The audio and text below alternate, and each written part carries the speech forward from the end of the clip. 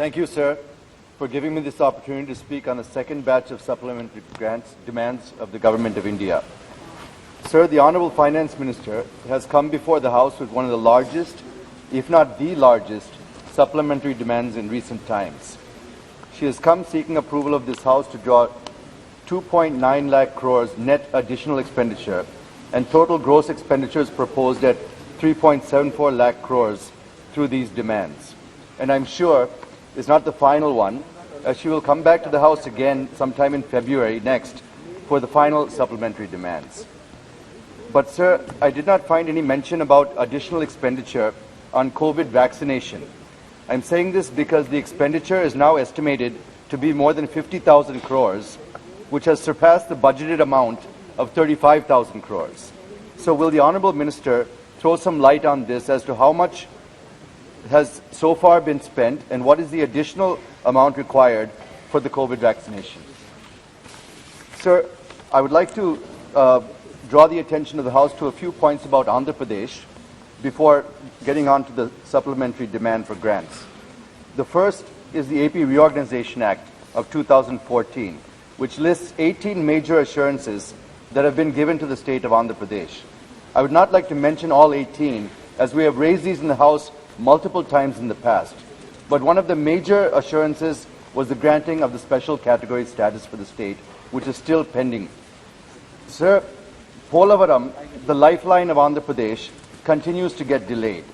The main reason is flow of funds. The Technical Advisory Committee has approved revised cost estimate of 55,650 crores. I request the Honourable Minister to release the dues to the state of Andhra Pradesh and approve the second revised cost estimates of the project without any further delay. Sir, Section 46(2) of the AP Reorganization Act clearly says that the Honourable Finance Minister is also aware that the central government should provide grants and also adequate benefits and incentives in the form of special development package to the backward areas of the state.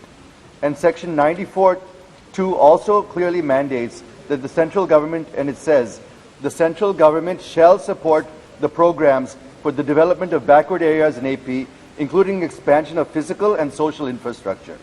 And on the basis of this provision, the then Prime Minister assured on the floor of Parliament that grants would be given to the backward districts of AP on the lines of the support given to the KBK districts and Bundelkhand region. But the Government of India has given just 1,050 crores and washed off its hands. This is not fair, sir. This Parliament has to honor the legislation it has passed and the assurances given to Andhra Pradesh. So I request the Honourable Finance Minister to announce the package to backward districts in AP on the lines of the KBK and Bundelkhand packages. Sir, coming to Kadapa Steel Plant is another mandate given by the AP Reorganization Act to the Government of India. We are in the 8th year of implementation of the Act, but neither SAIL nor the Government of India has done anything tangible on this front. I only appeal to the Honourable Finance Minister not to allow this issue to die in the corridors of power. Kindly announce setting up of this steel plant. Sir, AP is ready to provide all necessary facilities like water, electricity, land, tax concession, etc. So I request the Minister to kindly take this up. The Honourable Finance Minister must have got information from her sources that the agitation for withdrawing the sale of the Vizag steel plant is at its peak. All I appeal strongly is to reconsider the decision of privatizing RINL and let it run as it has started to earn profits again. With these points, I would now like to move to the supplementary demand for grants, which I will complete quickly, sir.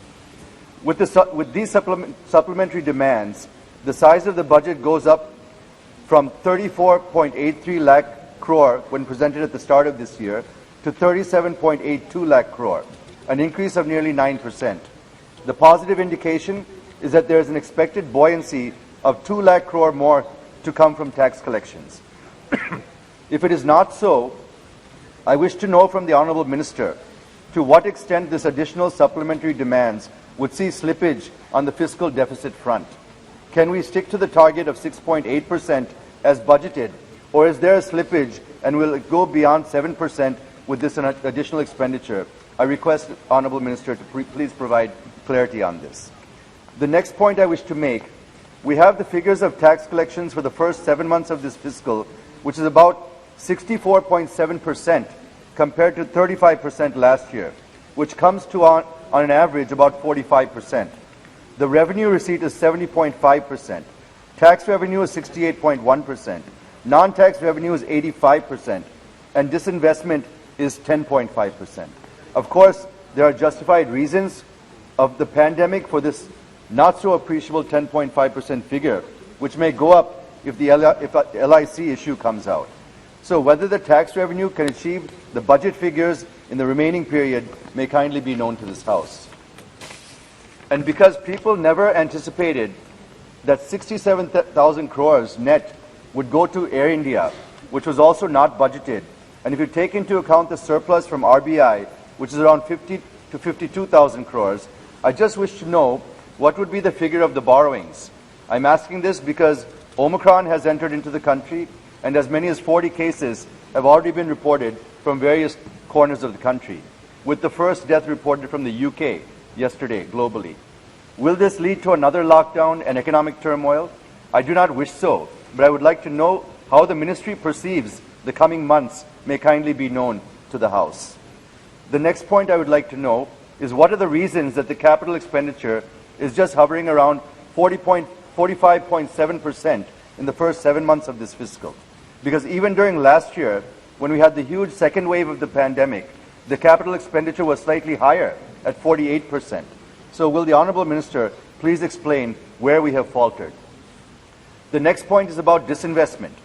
People were thinking that BPCL, LIC and others would be through, but it seems BPCL is still languishing, and some statements have come from LIC, but still there are some doubts. In the first almost 9 months, the investment collections are minuscule compared to what you had budgeted. So what is the approach of the ministry on this front, and can this be construed that we'll falter again on disinvestment this year as well? The next point, sir, is how much government is going to lose in view of reduction in excise duty on petrol and diesel, telecom reforms package, and reframing the dues to be collected from the telecom companies. Secondly, you have also launched the Ujjwala 2.0 and sanctioned 1 crore LPG gas connections to the poor. But as of 1st December, nearly 81 lakh connections have been given, and there are reports that the ministry may sanction 1 crore more connections and also extend increased number of free cylinders. Please conclude. 2 minutes, I'll complete, sir. That the ministry may increase the number of free cylinders from 1 to 3 or 4. This entails additional expenditure, and how much the ministry has to adjust for this may also kindly be known to the House. One last point, sir. This is a very important point. The recent heavy rains due to the deep depression in the Bay of Bengal and the consequent very heavy floods in several districts of Andhra Pradesh have damaged agriculture crops in more than 6 lakh hectares and nearly 5 lakh hectares of horticulture crops. The breach to the earthen bund of Annamaya project has caused an unprecedented flood to Cheyuru River in Kadapa district, causing terrible damages to human life, animals, residential houses, roads, and huge siltage of sand in thousands of crop villages. Around 61 persons have lost their lives. Considering all of this, I would request the kind intervention of the Minister to sanction and release the funds from NDRF to the state of Andhra Pradesh to undertake relief, rehabilitation, and reconstruction programs to help the victims of recent deep depressions and heavy floods in Andhra Pradesh. Also, to take necessary steps to implement the Bhupender Singh Huda recommendation of 10,000 rupees per acre input assistance to farmers whose crops are damaged due to natural calamities. And finally, an urgent need to make changes in the norms of scales of assistance to tackle losses due to natural calamities. Sir, with these submissions, I support the demands. Thank you very much. Thank you.